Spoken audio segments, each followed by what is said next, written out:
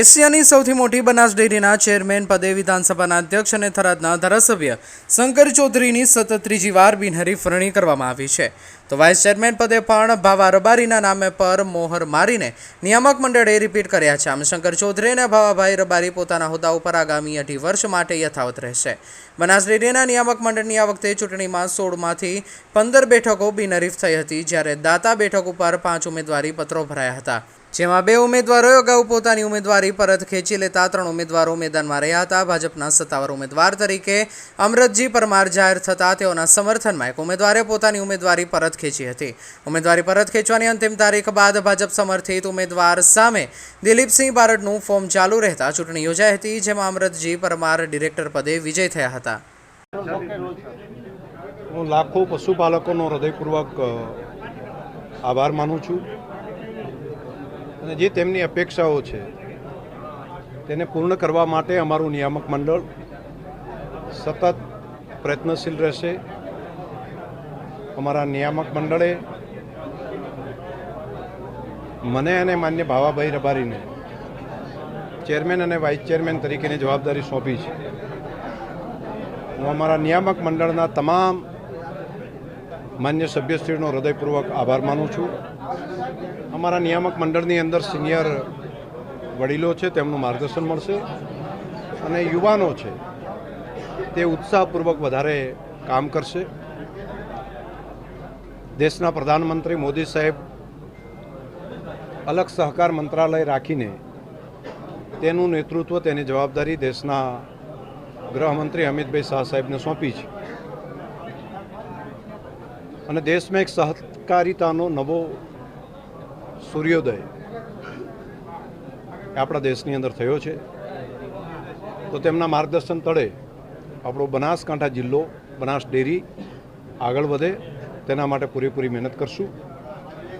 રાજ્યની અંદર પણ માન્ય શ્રી ભૂપેન્દ્રભાઈ પટેલની સરકાર અને સહકાર મંત્રાલય તરીકે માન્ય જીતુભાઈ વાઘાણી, તે બંને પણ હવે સહકારના અનુભવી આગેવાનો છે.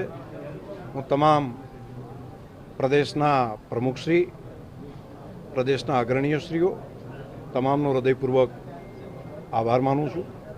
ખાસ કરીને પૂર્વ મંત્રી માન્ય શ્રી કીર્તિસિંહભાઈ વાઘેલા, જેઓ અહીંયા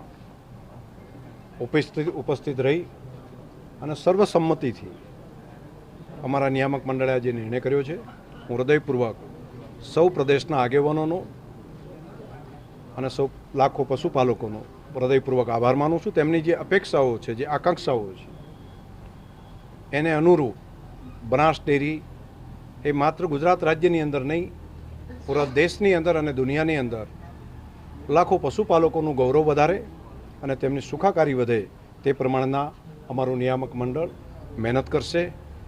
હું ભાગ્યશાળી છું કે મને સિનિયર આગેવાન તરીકે માન્ય પરબતભાઈ પટેલ સાહેબ હોય, માન્ય જે.કે. સાહેબ હોય, એવા વડીલો પણ છે અહીંયા, અને યુથ ટીમ અમારા પીજયભાઈ હોય, ભાઈ ભરતભાઈ હોય, બાહુભાઈ હોય, તમામે તમામ અમારા અમરતજી હોય કે અહીંયા ફલજીભાઈ, અમારું પૂરું નિયામક મંડળ ખૂબ ખંતપૂર્વક, એ બાબુભાઈ, અમારા બહેનો 4 તો બહેનો છે કે જેનું પહેલી વખત માર્ગદર્શન નિયામક મંડળને મળી રહ્યું છે. હું અભિનંદન આપીશ કે અમે સૌ સાથે રહીને આ કામને આગળ લઈ જઈશું. બનાસકાંઠા જિલ્લાના અમીરગઢ નેશનલ હાઈવે પર રાત્રિના સમયે એક વેગનાર કારમાં અચાનક આગ લાગી હતી. આબુ રોડ તરફથી મહેસાણા જતી આ કાર ખુણિયા પાટિયા પાસે સંપૂર્ણ બળીને ખાખ થઈ હતી. ફાયર વિભાગે પહોંચે તે પહેલાં જ કારને મોટું નુકસાન થયું હતું. પ્રાપ્ત માહિતી અનુસાર રાજસ્થાન તરફથી આવી રહેલ કાર ચાલકને અમીરગઢના ખુણિયા પાટિયા પાસે નજીક ગાડીમાંથી ધુમાડો નીકળતો જોવા મળ્યો હતો. તેમણે તરત જ કારને સાઈડમાં ઊભી રાખી હતી. કાર ચાલક નીચે ઉતરતાની સાથે જ ગાડીમાં અચાનક આગ ભભૂકી ઉઠી હતી.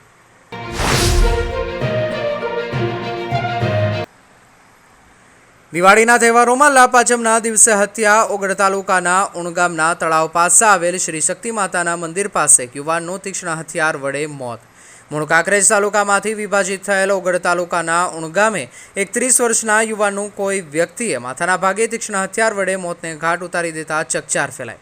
મૃતક યુવાન વાઘેલા સહદેવસિંહ નરેન્દ્રસિંહ હોવાનું સામે આવ્યું છે. કોને મોતને ઘાટ ઉતાર્યો તેની તપાસ હાથ ધરવામાં આવી. થરા પીઆઈ કે.બી. દેસાઈ અને પોલીસ કાફલો ઘટના સ્થળે. મોતનું કારણ જાણવા માટે FSLની મદદ લેવામાં આવી. ઓગળ તાલુકાના ઉણ ગામની ઘટના સામે આવી. ઉણ ગામના તળાવ પાસે આવેલા શ્રી શક્તિ માતાજીના મંદિરના ઓટલા ઉપર બની ઘટના. મોતનું કારણ અકબંધ. થરા પોલીસે મોતનું કારણ જાણવા માટે FSL અને LCB પોલીસની મદદ લીધી. શક્તિપીઠ અંબાજીમાં લાપાચમના પવિત્ર દિવસે ભક્તોનું ઘોડાપૂર ઉમટ્યું છે. રવિવાર અને લાપાચમનો સુભાગ સમન્વય થતા વહેલી સવારથી જ મંદિરમાં માનવ મહેરામણ જોવા મળ્યું છે. ભક્તો માતાજીના દર્શનાર્થે દૂર દૂરથી આવી રહ્યા છે. દિવાળીના વેકેશન અને બેસતા વર્ષના પ્રારંભથી જ ભક્તોમાં માતાજીના આશીર્વાદ મેળવવા માટે ભારે ઉત્સાહ જોવા મળી રહ્યો છે. સવારની મંગળા આરતીમાં મોટી સંખ્યામાં ભક્તો જોડાયા હતા. મંદિર સંકુલ, ચાચર ચોક અને તમામ રેલિંગો ભક્તોથી ઉભરાઈ રહી હતી. બોલમારી અંબે, જય જય અંબેના નાદ સાથે સમગ્ર અંબાજીમાં ભક્તિમય માહોલ છવાયો હતો. ભાભરના ગોસણ ગામે વાવ વિધાનસભા દ્વારા નૂતન વર્ષ અભિનંદન સ્નેહમિલન કાર્યક્રમ યોજાયો. ભાભર તાલુકાના ગોસણ ગામે વાવ વિધાનસભા ભાજપ દ્વારા ભવ્ય નૂતન વર્ષ અભિનંદન તથા સ્નેહમિલનનું કાર્યક્રમનું આયોજન વિધાનસભાના અધ્યક્ષ શંકરભાઈ ચૌધરીના અધ્યક્ષસ્થાને કરવામાં આવ્યો. કાર્યક્રમમાં મુખ્ય મહેમાન તરીકે ગુજરાત વિધાનસભાના અધ્યક્ષ શંકર ચૌધરી, રાજ્યમંત્રી સ્વરૂપજી ઠાકોર તથા રાધનપુરના ધારાસભ્ય લવિંગજી ઠાકોર, કટાવ ધામ પરમ પૂજ્ય મહંત જયરામદાસ બાપુ ઉપસ્થિત રહ્યા હતા. કાર્યક્રમની શરૂઆત અધ્યક્ષ શંકર ચૌધરી, મંત્રી સ્વરૂપજી ઠાકોર, રાધનપુરના ધારાસભ્ય લવિંગજી ઠાકોર સહિત ભારતીય જનતા પાર્ટીના આગેવાનો, કાર્યકરો મોટી સંખ્યામાં ઉપસ્થિત રહ્યા હતા અને મહાનુભાવોને કુમકુમ તિલક કરી સાફો પહેરાવી સ્વાગત કરવામાં આવ્યું હતું. વાવ વિધાનસભાનું સ્નેહ સંમેલન હતું ને તેની અંદર માન્ય મંત્રી શ્રી સ્વરૂપજીભાઈ ઠાકોર, તેમનું અભિવાદન અને રાધનપુર વિસ્તારના ધારાસભ્ય માન્ય શ્રી લવિંગજી તેમ સહિત બધા આગેવાનો ઉપસ્થિત રહ્યા અને આ આજુબાજુના બધા વિસ્તારના ગ્રામીણ અને સરહદી વિસ્તારના સૌ અગ્રણીઓ આજે દિવાળીના પ્રસંગે રામ રામ કર્યા. નવા વર્ષે નવા ઉત્સાહ સાથે બધા લોકોએ સંકલ્પ કર્યો છે કે આપણો વિસ્તાર આગળ વધે, આ વિસ્તારની પ્રગતિ થાય અને સાથે સાથે સ્વદેશીનો સંકલ્પ પણ પ્રજાજનોએ કર્યો છે. Thank you sir. હું આજે સરહદી વિસ્તારની અંદર રાજ્ય સરકારે જે પ્રમાણે પૂરની અંદર એક નવું પેકેજ આપ્યું છે, ખાસ કરીને પાણીના નિકાલ માટે, જેથી વરસાદી પાણીના નિકાલ માટે વર્ષોનો જે પાણીનો પ્રશ્ન હતો તેનો ઉકેલ થશે, એની ખૂબ ખુશી છે પ્રજા છે. સર, ખાસ 2500 કરોડનું અલગથી જે પેકેજ જાહેર કરવામાં આવ્યું નિકાલનું. હાજી, મેં એ જ વાત કરી કે ખેતીના માટેનું, ખેતી અને ખેતીના પાક માટે તો રાજ્ય સરકારે કર્યું, પરંતુ એની સાથે સાથે વધારે પરમેનન્ટ ઉકેલ આવે એ માટે એક મોટો બજેટની જોગવાઈ જે કરી છે, એ માટે રાજ્ય સરકાર અને માનનીય મુખ્યમંત્રી શ્રી ભૂપેન્દ્રભાઈ પટેલ અને કૃષિમંત્રી જીતુભાઈ વાઘાણીનો હૃદયપૂર્વક આભાર. સાહેબ, પાણી ખેડૂતોને બહુ હેરાન કરે, પરેશાન કરે છે. કેટલો ફાયદો થશે, કેટલા તાલુકાઓને ફાયદો થશે? ઘણો બધા વિસ્તારના ઘણા બધા ગામો છે. અત્યારે સર્વેનું કામ એ રીતે ચાલે છે કે ક્યાંથી પાણીનો નિકાલ કઈ રીતે કરી શકાય, એ બધાનો ઉકેલ કરવાનો છે. Thank you sir. Rajput, Dhanjibhai Gohil, Kanjibhai Rajput, Gulabji Asad taluka ખાતે જે મારે ઉભેલા મહેમાનો છે, એમને નમ્ર વિનંતી કે અહીંયા સભા સ્થળે પોતાનું સ્થાન ગ્રહણ કરી લેશે. આપણો કાર્યક્રમ, આપણે જે મહેમાનો ઉપસ્થિત છે એમને સ્વાગતનો કાર્યક્રમ આપણે શરૂ કરીએ છીએ. આજે નવા વર્ષની શરૂઆત કરવા જઈ રહ્યા છીએ, ત્યારે તમામને શુભેચ્છાઓ પાઠવું છું કે નવું વર્ષ આપનું લાભદાયી નીવડે, નિરોગી નીવડે.